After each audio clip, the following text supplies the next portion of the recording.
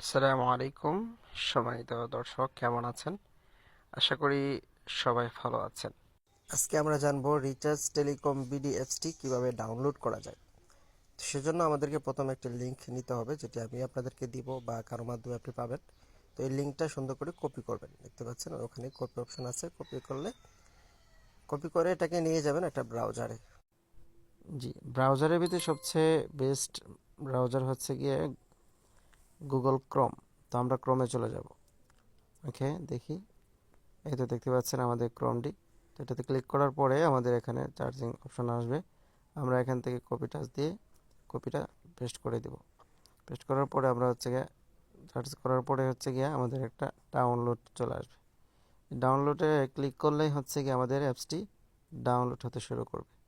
তো ডাউনলোড হতে যেতে কিছু সময় লাগবে, তো সে পর্যন্ত একটু সাথে থাকুন।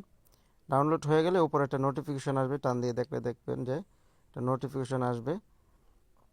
এই তো নোটিফিকেশন হচ্ছে যে ডাউনলোড হচ্ছে, আর মাত্র 31 সেকেন্ড লাগবে।